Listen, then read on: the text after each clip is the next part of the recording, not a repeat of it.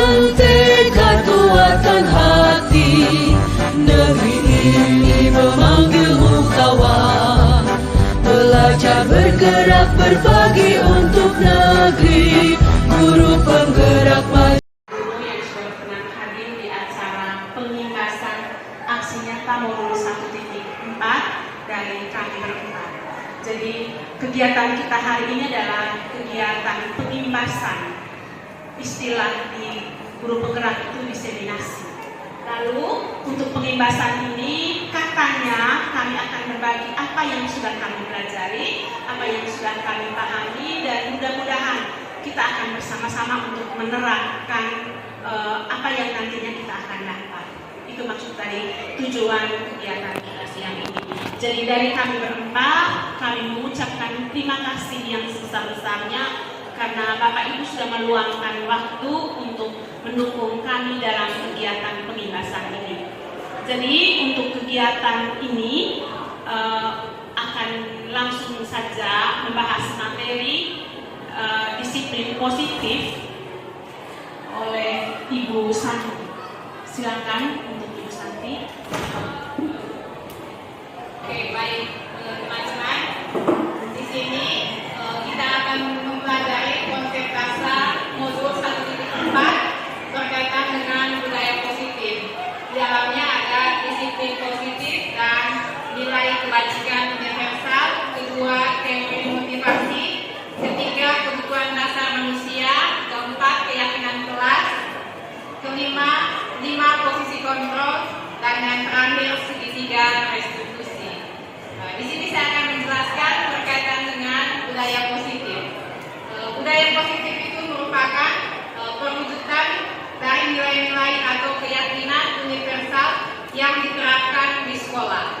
Budaya positif diyakini mampu menciptakan kolaborasi antar warga sekolah, juga orang tua, dan jika terlaksananya dengan baik akan memunculkan serta mengembangkan nilai-nilai positif yang dimiliki murid dan akan menciptakan pribadi-pribadi yang berkualitas dan berkarakter baik sesuai dengan profil pelajar Pancasila. Perubahan paradigma baru di sini kita lihat dari stimulus respon menjadi teori kontrol. Pada stimulus respon, kebutuhan semua orang itu sama.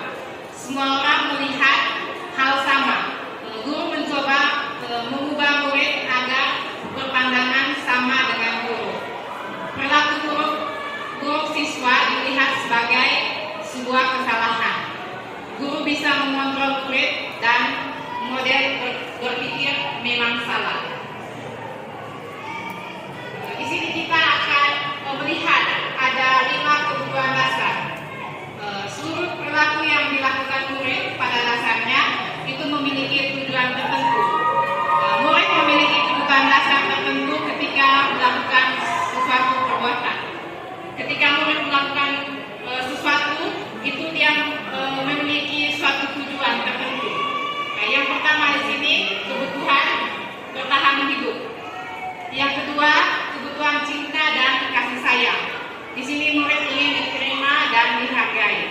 Ketiga kebutuhan penguasaan, yaitu kebutuhan pengakuan atas kemampuan. Yang keempat kebutuhan kebebasan, yaitu kebutuhan akan pilihan. Dan yang kelima kebutuhan kesenangan, yaitu kebutuhan untuk merasa senang. Berikutnya di sini pengertian dari motivasi perilaku. Motivasi di sini adalah dorongan yang timbul pada diri seseorang secara sadar dan tidak sadar untuk melakukan suatu tindakan untuk tujuan tertentu.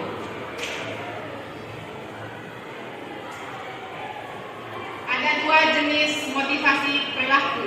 Yang pertama itu motivasi eksternal dan juga motivasi internal. Motivasi eksternal di sini murid melakukan kedisiplinan dikarenakan takut, menghindar dari hukuman atau penghargaan akan bentuk penghargaan. Yang kedua motivasi internal, murid melakukan kedisiplinan dikarenakan sadar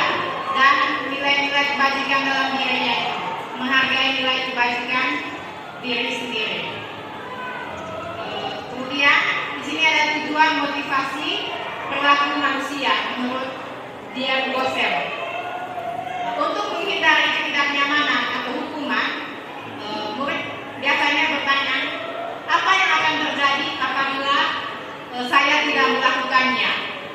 Ini hal tersebut merupakan motivasi eksternal yang ada pada murid kita. Terus yang kedua, untuk mendapatkan imbalan atau penghargaan dari orang lain, murid selalu bertanya, apa yang akan saya dapatkan apabila saya melakukannya? Ini murid ini memiliki motivasi eksternal. Kemudian yang ketiga, untuk menjadi orang yang mereka inginkan dan menghargai diri sendiri dengan nilai-nilai yang mereka percaya. Di sini murid biasa bertanya, akan menjadi orang yang seperti apa jika melakukannya? Hal tersebut merupakan motivasi internal. Kita mengharapkan anak-anak kita ini memiliki motivasi internal, sehingga motivasi itu berasal dari diri mereka, bukan dari faktor eksternal. Ya, saya berikan kepada Ibu Oncik untuk melanjutkan berkaitan dengan keyakinan kelas. Waktu dan kesempatan saya persilakan. Terima kasih. Jadi berikutnya akan saya paparkan materi tentang keyakinan kelas. Sebelum materi keyakinan kelas ini adalah bagian dari cara untuk melaksanakan disiplin positif. Kalau tadi kita sudah dengar bahwa salah satu bentuk keyakinan kelas itu ada karena kebutuhan dasar manusia, yang kedua karena ada motivasi. Jadi yang mau ditekankan di sini adalah dibuatnya keyakinan kelas untuk menerapkan atau untuk membangkitkan motivasi internal atau motivasi intrinsik dari siswa. Oke, saya lanjutkan. Seringkali kita bertanya, keyakinan kelas atau peraturan kelas? Kira-kira perbedaannya di mana antara peraturan kelas dan keyakinan kelas? Kita bisa melihat peraturan itu biasa terjadi untuk mengikat, tetapi apakah dengan dia mengikat sesuatu orang itu punya kesadaran? Nah, yang mau dibangun di sini adalah keyakinan, kesadaran dari dalam diri seseorang atau dalam hal ini diri siswa, bukan kesadaran yang ditimbulkan dari guru atau dari pihak lain. Lalu yang berikut kita bisa lihat di sini ada sebuah gambar ilustrasi. Saya beri nama pria yang ada di gambar ini atau siswa yang ada di gambar ini adalah Junio. Ketika pulang dari lapangan, Junio ini menemukan selembar uang di lantai kelas. Dia lalu bertanya, ini uang siapa? Ada dua kemungkinan yang akan Junio buat, mengambil uang ini atau mengembalikan uang ini ke guru wali kelas. Lalu ketika kita lihat ilustrasi berikutnya, ternyata si Junio ini mengembalikan uang ini ke guru kelas. Ibu guru, saya menemukan uang di kelas. Nah, kira-kira kenapa motivasi atau motivasi apa yang mendasari Junio sehingga dia mengembalikan uang tersebut? Motivasi intrinsik pastinya. Karena di situ tidak ada peraturan mengembalikan uang yang dia temukan di kelas. Jadi keyakinan Junio bahwa mengambil barang milik orang lain itu sesuatu yang tidak benar. Sehingga keyakinan itulah yang mendorong dia melakukan tindakan untuk mengembalikan uang yang dia temukan di kelas. Padahal bisa saja Junio ini mengambil uang, toh di kelas itu tidak ada orang lain selain Junio. Lalu yang berikutnya, di sini dikemukakan bahwa peraturan itu seperti membuang sampah pada tempatnya. Yang kedua, menjalankan tugas piket, dan yang ketiga menyapa teman guru. Itu adalah peraturan, tetapi keyakinan yang mau dibangun dalam diri siswa adalah setiap anggota kelas perlu merasa nyaman saat belajar. Nyaman itu dari lingkungan, nyaman itu dari senyum, sapa, salam, sopan, dan santun. Lalu yang berikut, pengertian. Kita bisa melihat pengertian keyakinan kelas. Keyakinan kelas adalah nilai-nilai kebajikan atau prinsip-prinsip universal yang disepakati bersama secara universal lepas dari latar belakang suku, negara, bahasa, maupun agama.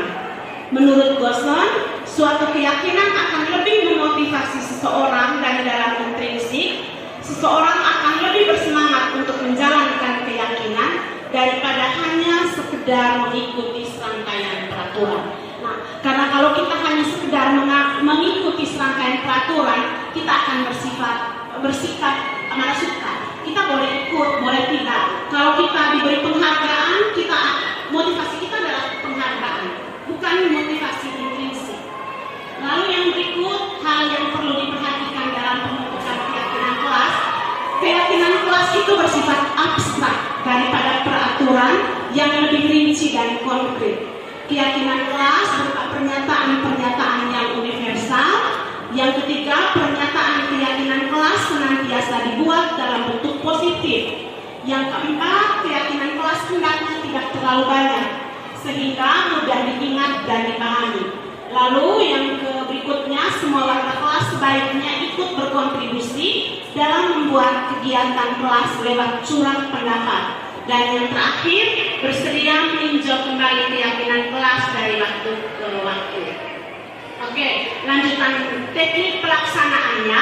Jadi nanti Bapak Ibu, ketika kita ada di kelas, di dalam mata pelajaran kita atau di dalam kelas sebagai kelas asuhan kita sebagai wali kelasnya, maka ada tahapan pelaksanaan untuk membuat keyakinan kelas. Yang pertama, kita membuka ruang diskusi. Di dalam ruang diskusi itu kita akan meminta siswa untuk mengemukakan peraturan. Jadi mereka jangan menyebut dulu keyakinan, tapi sebutkan dulu peraturan. Lalu langkah keduanya, semua peraturan yang sudah diutarakan siswa kita catat, dan yang ketiga kita rumuskan keyakinan. Lalu langkah berikutnya kita meninjau kembali keyakinan itu sudah sesuai atau tidak, dan yang berikutnya membuat pernyataan keyakinan dan ditandatangani oleh warga kelas. Di sini saya ambil satu contoh. Di sini ada 6 peraturan usulan murid. Yang pertama, tidak memotong pembicaraan teman. Yang kedua, belajar dengan tekun. Yang ketiga, mengerjakan tugas tepat waktu. Yang keempat, ramah kepada guru dan teman. 5, datang tepat waktu. Dan keenam, menjaga barang sendiri yang dipinjam. Nah, dari contoh peraturan yang diusulkan, ternyata di nomor 1 itu menyalahi keyakinan kelas. Tidak memotong pembicaraan teman, karena di dalam keyakinan kelas tidak boleh menggunakan kalimat bernada negatif seperti kata tidak. Jadi kita ubah menjadi, kalau tadi tidak memotong pembicaraan teman, maka dia diubah menjadi menghargai yang sedang berbicara atau menghargai yang berbicara. Sedangkan poin 2, 3 sampai selanjutnya itu pas. Lalu yang berikutnya, langkah berikutnya adalah merumuskan keyakinan dan tinjau ulang. Kita bisa lihat di contoh, di sini poin 1, poin 6 dan poin 7. Menghargai yang berbicara, menjaga barang sendiri, menjaga kedamaian dan ketentraman. Di sini poin atau nilai kebijakan universal yang mau dibahas adalah hormat. Jadi poin 1, 6 dan 7 menjadi satu poin yang sama, memiliki satu nilai kebajikan yang sama. Lalu poin berikutnya, belajar dengan tekun, mengerjakan tugas dan juga datang tepat waktu. Itu nilai bekerja. Nilai yang mau diyakini adalah kami meyakini bahwa sangat penting untuk mengerjakan segala pekerjaan atau mengikuti kegiatan yang telah ditugaskan. Jadi mungkin refleksi untuk kita adalah kita wajib membuat keyakinan kelas untuk menumbuhkan motivasi intrinsik dalam diri anak, sehingga kalau misalnya ada masalah seperti yang terjadi, anak nyontek, anak kerjasama, kita itu tidak perlu saling mencari kesalahan. Kita sudah punya keyakinan sendiri. Tinggal kita lihat keyakinan mana yang dilanggar oleh siswa Ibu Elis.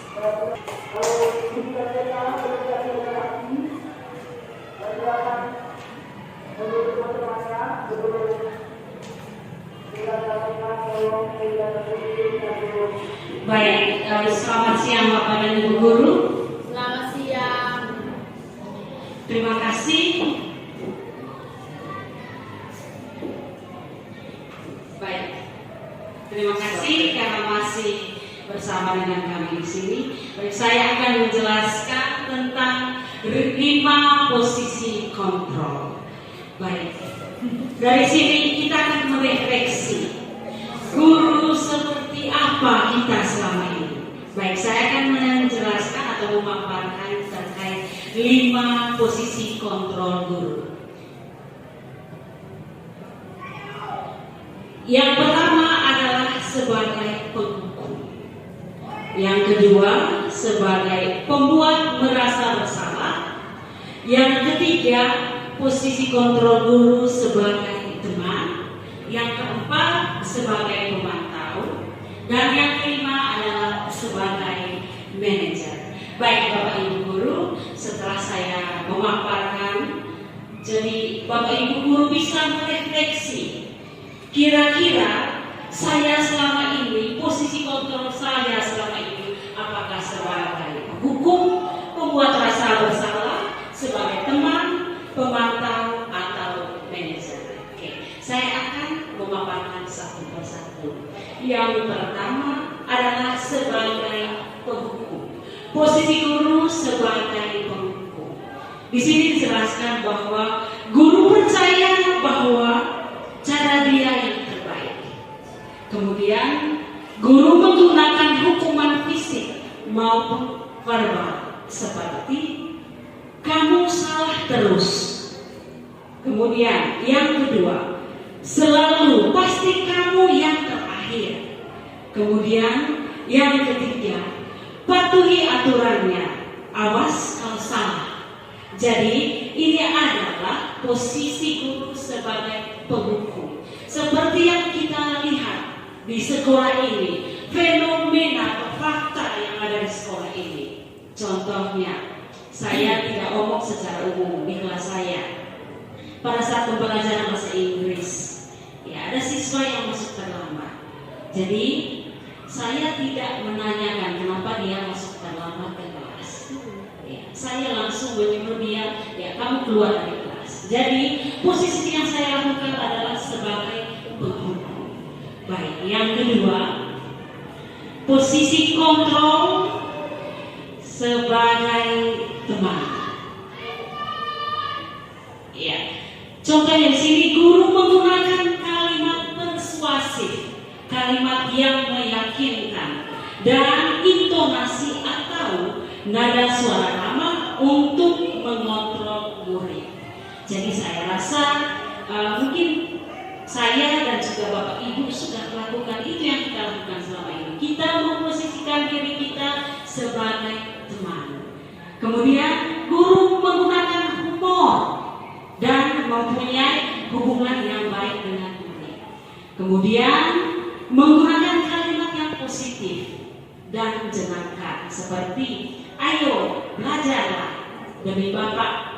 Ya sudah, kali ini tidak apa-apa, Ibu maafkan dan bantu bereskannya.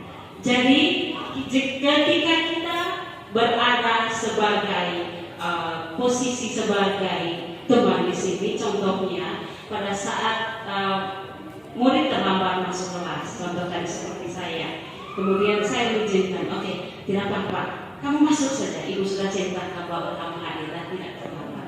Itu posisi guru sebagai teman. Dan di sini murid tidak akan menyadari kesalahannya karena dia akan selalu bergantung kepada gurunya. Dia akan merasa bahwa nanti kalau saya buat lagi, guru ini akan memaafkan. Jadi tidak ada motivasi intrinsik dari siswa tersebut.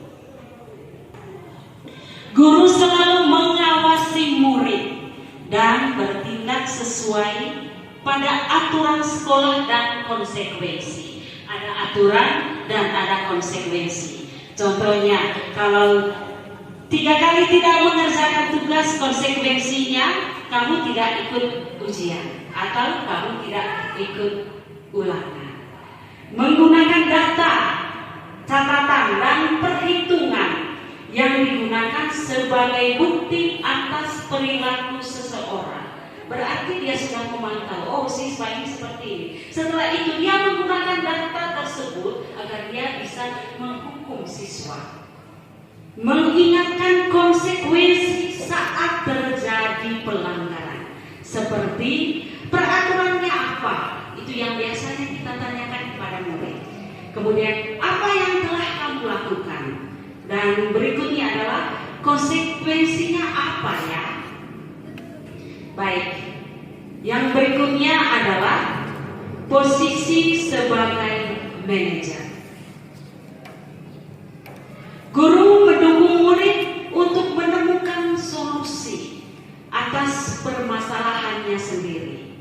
Kemudian, guru mempersilahkan murid mempertanggungjawabkan perilakunya.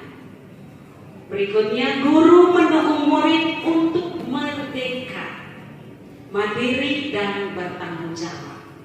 Berikutnya, menggunakan restitusi untuk mengajak murid menganalisis keadaan untuk memperbaiki kesalahannya dengan kalimat seperti apa yang kita yakini atau kesepakatan kelas apa yang kita yakini, kemudian apa rencana kamu untuk memperbaiki ini. Ada satu lagi posisi kontrol yang tidak ada di sini, yaitu sebagai pembuat rasa bersalah. Saya langsung memberikan contoh ketika siswa, ya masih dalam pelajaran bahasa Inggris, ketika siswa terlambat masuk kelas, saya akan mengatakan seperti ini kepada siswa tersebut. Nah, kamu sudah sering kali terlambat masuk kelas. Itu tujuan dari segitiga restitusi ini, ya. Nah, apa yang bisa kita lakukan dengan segitiga restitusi ini? Ada 3 langkah yang akan digunakan ketika kita memberikan solusi terhadap masalah dari siswa. Langkah yang pertama, ketika kita menggunakan segitiga restitusi ini adalah menstabilkan identitas. Ketika siswa melakukan suatu tindakan yang salah, kita rubah kita punya posisi. Misalnya saya merefleksikan setelah mendapatkan materi ini, kalau sebelumnya saya lebih pada posisi kontrol sebagai penghukum, saya tidak mencari tahu apa alasannya, tetapi saya langsung kasih sanksi. Ternyata setelah saya mempelajari materi ini, posisi itu adalah keliru. Yang paling ideal adalah kita menggunakan segitiga restitusi ini, ya. Jadi poin yang pertama, menstabilkan identitas. Apa yang harus kita lakukan untuk menstabilkan identitas ini? Menstabilkan identitas itu kita mengubah siswa dari identitas gagal ke identitas sukses. Identitas gagal itu ketika siswa sudah melakukan kesalahan, kita malah sindir atau kita memojokkan dia. Nah, itu bisa menyebabkan siswa tersebut terus menjadi siswa yang memiliki identitas yang gagal, ya. Nah, apa yang harus kita lakukan? Kita menstabilkan identitasnya. Menstabilkan identitas itu dengan melakukan beberapa hal. Misalnya, salah satu hal yang kita lakukan itu adalah ketika siswa sudah melakukan kesalahan, kita memberikan solusi untuk masalah tersebut. Bukan mencari tahu siapa yang salah di situ, tetapi lebih pada kita mencari solusinya.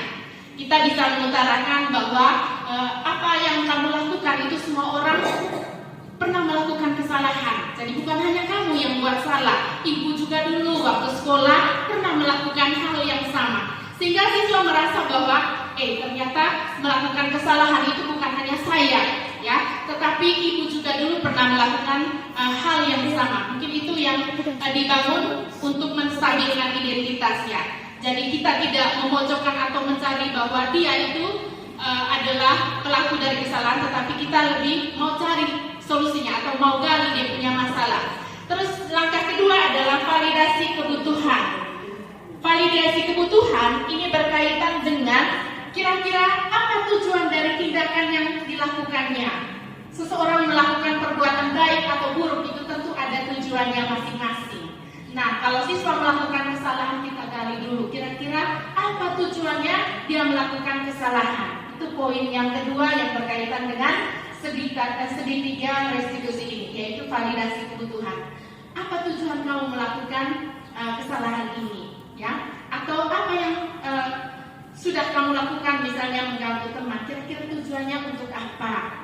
Ya, kita gali dulu dia punya permasalahan. Terus yang ketiga, kita menguatkan lagi. Tadi Ibu Onsi sudah sampaikan berkaitan dengan pembuatan keyakinan kelas. Kita kuatkan lagi nilai-nilai dari keyakinan kelas itu untuk mencari solusi dari tindakan yang dilakukan oleh siswa tadi. Itu yang disebut dengan menanyakan keyakinan. Jadi di dalam kelas kita sudah membuat keyakinan, kita tidak membuat peraturan tetapi membuat kesepakatan bersama tentang hal-hal yang boleh dan tidak boleh dilakukan di dalam kelas. Ketika siswa melakukan kesalahan, kita menyelesaikan persoalannya itu dengan atau mencari solusi untuk kesalahannya itu dengan menerapkan segitiga restitusi ini. Menanyakan keyakinan ini kita menguatkan lagi nilai-nilai yang sudah kita bangun bersama. Oke. Yang berikutnya, nah, hal-hal apa saja yang perlu diperhatikan dalam segitiga restitusi ini?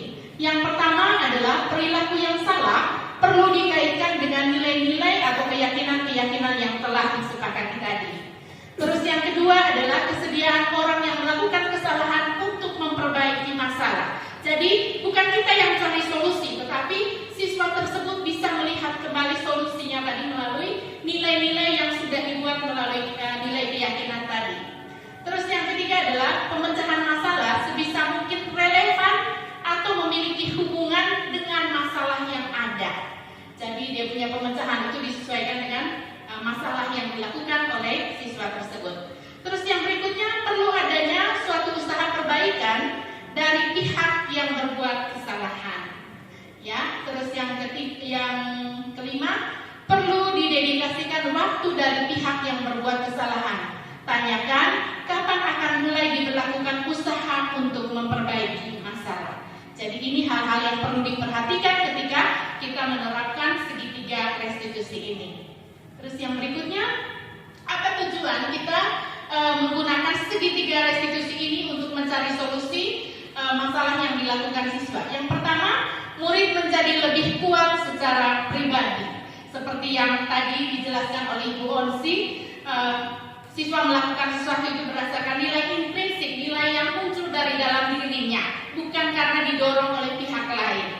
Itu menjadi pribadi yang kuat. Terus yang berikutnya, membuka wawasan murid agar dapat menyelesaikan permasalahannya sendiri. Kita hanya sebagai penuntun saja, kita hanya mengarahkan saja.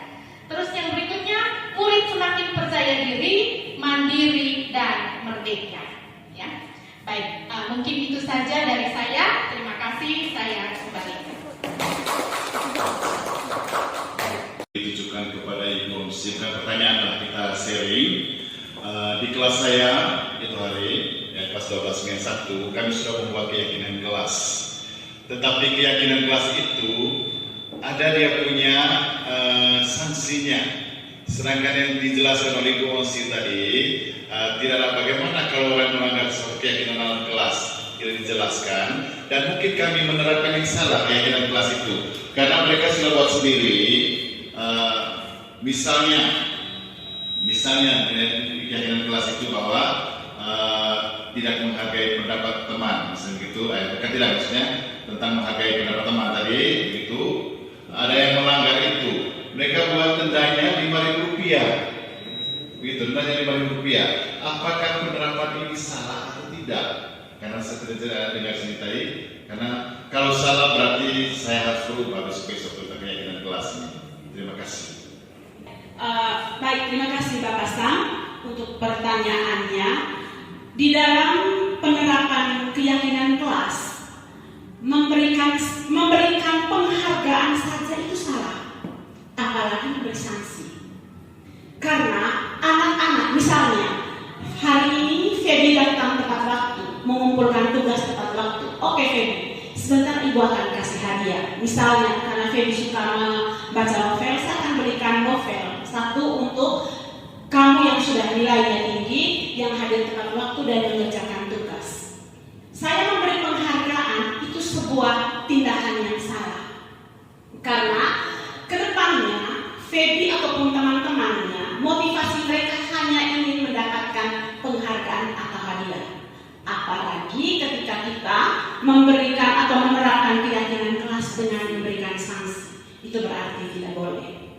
Sekian. Kalau apresiasi lisan boleh.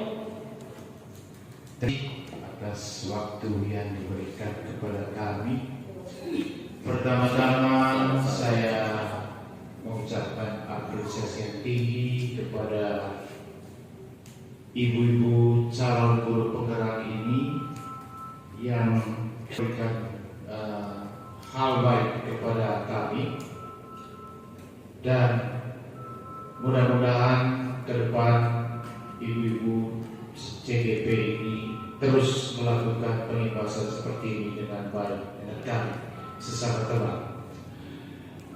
Saya sangat menarik dengan tadi yang disampaikan oleh Ibu Oci tentang perilaku Yulio yang mengembalikan uang yang jatuh di kelas itu kepada guru. Itu berarti kita sudah melakukan praktik baik di kelas, sehingga pembentukan karakter anak itu betul-betul kita lakukan dengan baik. Saya tidak bertanya, saya kembali. Terima kasih. Bapak Ignas, mungkin ada teman-teman yang lain. Silakan Ibu. Baik, terima kasih. Minta tolong mungkin bisa ditunjukkan lagi yang teori kontrol tadi di slide-nya itu. Kebetulan beberapa kali lewat di beranda ID-nya saya, dan saya pernah sekali baca buku tentang teori kontrol. Satu hal penting yang saya refleksikan secara pribadi setelah saya baca itu buku. Jadi saya sampai pada kesimpulan bahwa tujuan teori kontrol itu supaya kita fokus pada hal-hal yang bisa kita kendalikan. Kan kontrol itu nama lainnya kendali kalau tidak salah. Jadi kalau kita semakin fokus pada hal-hal yang bisa kita kendalikan, kita tidak terlalu stres. Maka sebaliknya kalau kita fokus pada hal-hal yang di luar kendali kita, itu yang buat kita stres. Oke, contoh sederhana saja. Misalkan sementara les, selama pelajaran, saya lihat ada misalnya 2 orang tidur. Itu perilaku yang saya tidak bisa kontrol. Yang saya bisa kontrol adalah reaksi saya terhadap perilaku anak yang tidur itu. Tapi beberapa kali saya saya sekarang beberapa tahun terakhir itu memang saya berusaha sekali supaya saya jangan emosian. Itu sekali saya sekali kontrol dirinya itu. Saya baca buku itu mungkin sampai 2-3 kali saya baca ulang karena saya rasa tertarik dengan itu buku. Jadi kalau saya praktekkan di dalam kelas, contohnya itu tadi misalnya siswa mengantuk, itu ada perilaku yang tidak bisa saya kontrol, tidak bisa saya kendalikan. Termasuk siswa ribut, itu tidak bisa saya kendalikan. Karena yang bisa kendalikan diri sebenarnya adalah diri mereka sendiri. Saya bilang begini dengan anak suatu kali, coba kamu bayangkan kalau 1 orang, 2, 5 orang dalam satu kelas, dia bisa kontrol dia punya diri supaya mulutnya jangan berbicara terus selama gurunya tidak ada, maka tertib di SMA 1. Tapi kalau misalnya setiap orang tidak bisa kontrol dia punya diri, mau sepanjang keras apapun kita berusaha supaya jangan ribut di dalam kelas, tidak akan bisa. Biasa selalu bilang, jadi yang bisa untuk gurunya yang bisa kita kontrol itu adalah kita punya diri, misalnya respon kita terhadap siswa. Misalnya begini tadi, kalau hukum, kalau kontrol diri kita responnya ke arah hukum, maka itu yang akan terjadi. Kalau respon kita ke arah teman, maka itu yang akan terjadi karena respon kita yang menentukan. Kalau perilaku anak kita tidak bisa kontrol, dia sendiri yang bisa kontrol dia punya perilaku. Itu. Jadi misalnya lingkungan belajar itu dalam kendali kita yang bisa kontrol. Terus karakteristik siswa itu tidak bisa kita kontrol karena itu mereka sendiri yang bisa kontrol. Jadi tadi intinya itu saja. Mungkin harus semakin banyak hal yang kita fokus pada hal yang bisa kita kendalikan dan di bawah kontrol kita. Jadi saya menarik itu buku itu.